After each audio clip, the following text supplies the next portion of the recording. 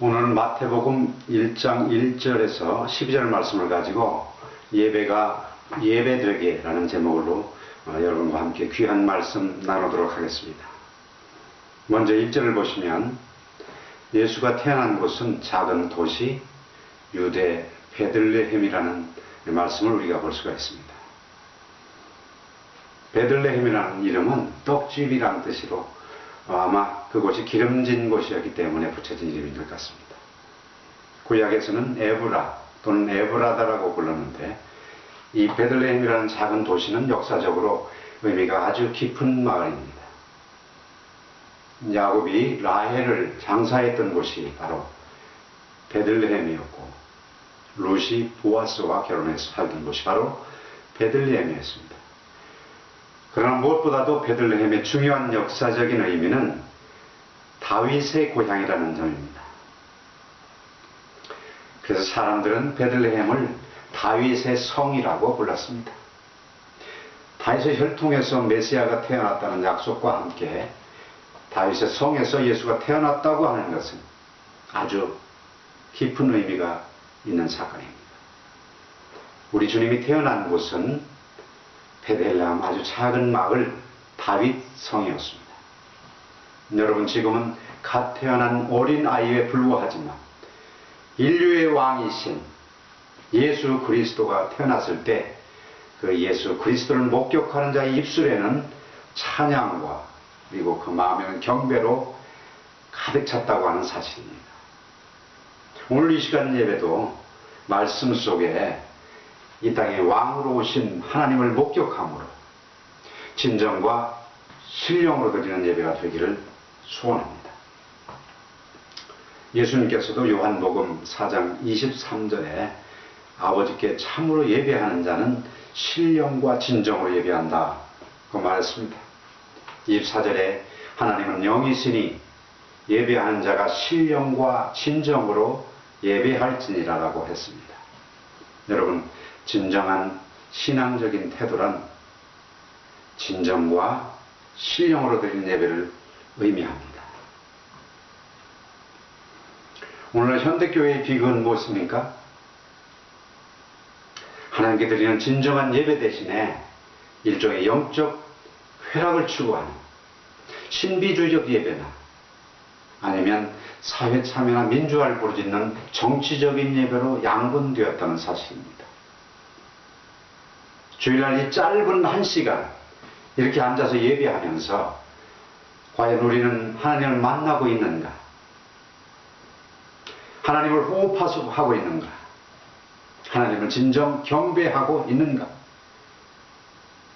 우리 주 예수 그리스도를 우리 심령 깊은 곳에 지금 만나고 있는가 하는 문제입니다.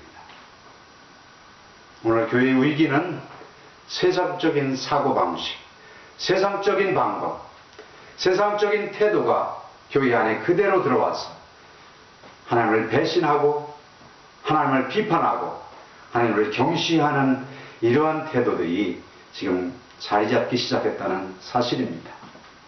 교회를 부흥시키려면 교인을 어떻게든 즐겁게 해줘야 하든지 어떤 흥분을 시키든지 이렇게 해서 교회가 점점 타락의 길로 가고 있는 것을 우리가 많이 보게 됩니다.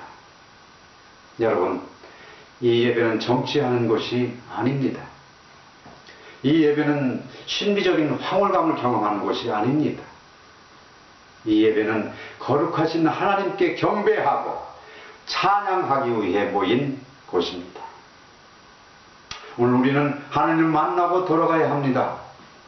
참된 예배 속에는 참회와 감격의 눈물 그리고 기쁨과 승리로 가득한 십자가와 부활의 영광로가 되어야 합니다. 오늘날 대부분의 현대 그리스도인들이 왜 능력이 없이 살아갑니까?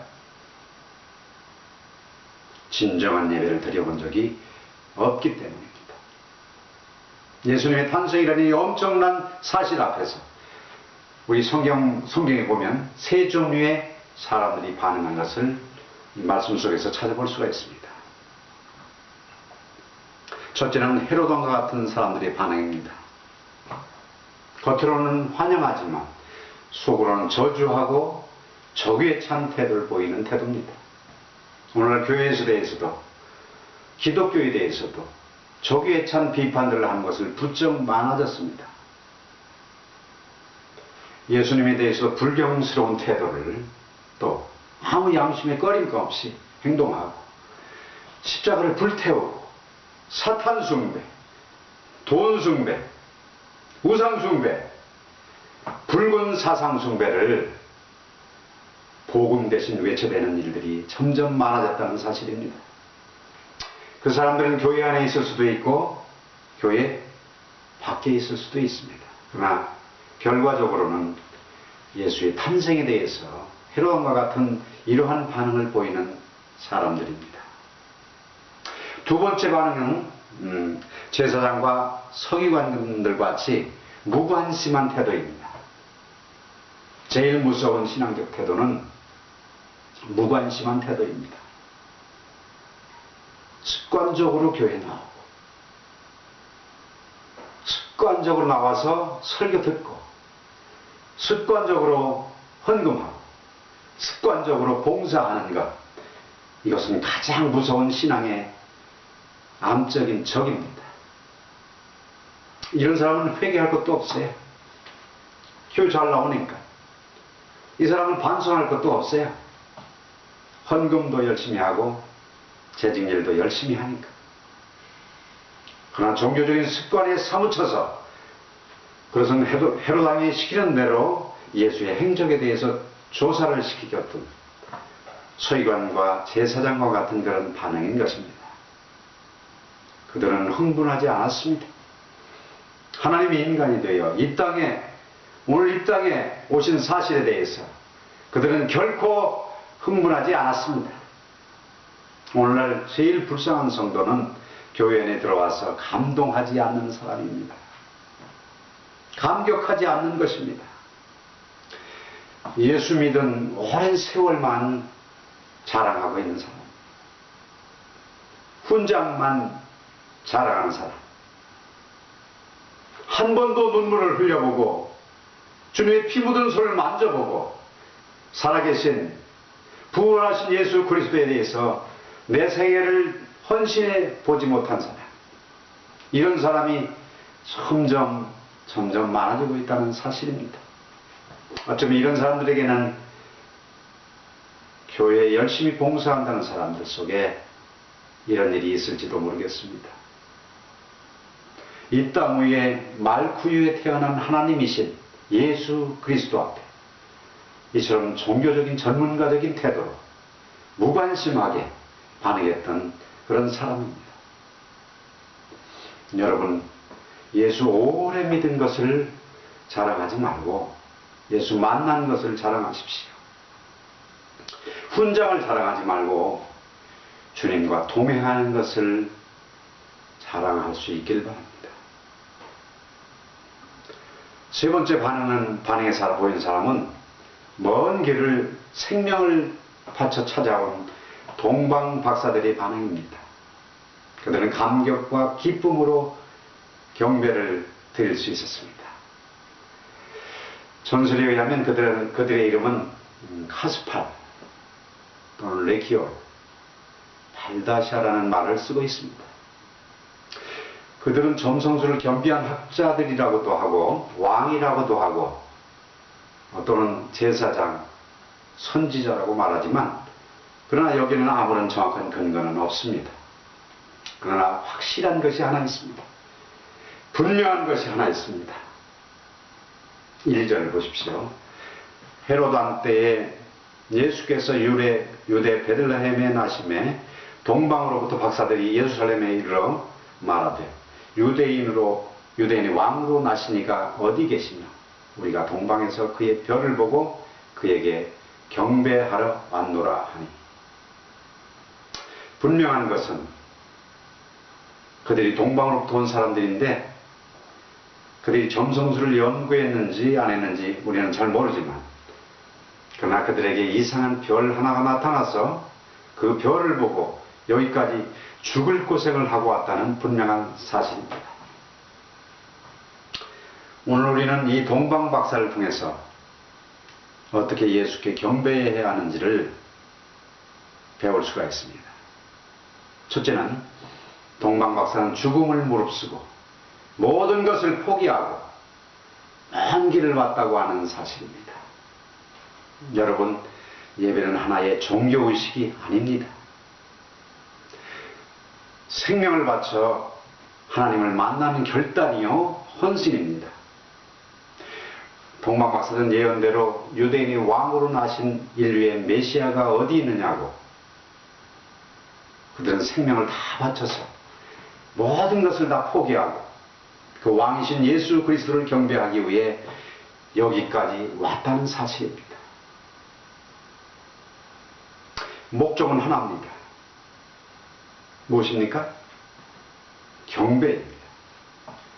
하나님을 만나기 위해 이런 헌신 없이 참된 예배, 참된 경배는 불가능합니다. 여러분, 교회에 수많은 사람들이 나옵니다. 그러나 하나님에 대한 경배의 태도에 따라 은혜 받는 사람 각각 다릅니다. 여러분, 설교를 얼마나 잘 하느냐에 따라서 은혜 받는 게 아닙니다. 여러분이 어떤 태도로 하나님을 만나러 오느냐, 그에 따라서 하나님을 만나느냐 못 만나느냐 결정되는 것입니다. 동방 박사는 생명을 걸고 죽을지도 모르는데, 보물 다 뺏길지도 모르는데, 예수가 태어난 것이 어딘지도 모르는데 무작정 별 하나만 바라보고 그들은 생명을 다해 그 길을 찾아와서 만난 분이 예수 그리스도였습니다. 여러분은 오늘 어떤 태도로 나오셨습니까? 여러분 어떤 태도로 하나님 만나러 예배 나오셨습니까? 하나님 만나려는 태도, 하나님을 만나려는 간절한 그 태도, 이것이 경배의 첫 번째 요건입니다. 어떤 희생이 대가를 치르더라도 나는 하나님을 만나고야 말겠다고 하는 결단, 이것이 참된 예배자의 태도인 것입니다. 두 번째, 동방 박사에게 배우는 예배의 태도는 그들에게는 준비된 예물이 있었습니다. 동방 박사들은 먼 길을 생명을 바쳐 찾아왔을 뿐만 아니라 그들은 보배함 속에 가장 귀히 여기는 예물을 준비하고 예수께 나왔다고 하는 사실입니다. 황금과 유향과 몰약입니다. 황금은 예수님의 왕되심을 표하는 예물이요, 유향은 예수님의 신성을 표현해주기 위한 제사장에 쓸 수 있는 예물이요, 몰약은 죽음을 장사할 수 있는 것으로서 예수님의 인성을 보여주는 예물이었습니다. 오늘날 우리들의 예배가 맥이 없고 능력이 없고 감격이 없고 기쁨이 없는 것은 진정한 예물이 없기 때문인도 모르겠습니다. 뻔뻔한 크리스찬들이 너무나 많습니다. 구두쇠 같은 크리스찬들, 자존심만 강하고 욕심과 허영으로 가득 찬 크리스찬들, 그들에게 드릴 예물은 없습니다. 혹시 드린 헌금이나 예물이라도 아까워하면서 다른 사람과 비교하면서 인간적으로 계산된 혹시 그런 가인의 예물은 아닌지도 모르겠습니다. 정말 여러분, 돈을 많이 내느냐 적게 내느냐 문제가 아닙니다. 그 헌금에 눈물이 적셔 있느냐 그런 얘기입니다. 그 헌물에 기도가 있고 감격이 있고 기쁨이 있느냐는 얘기입니다.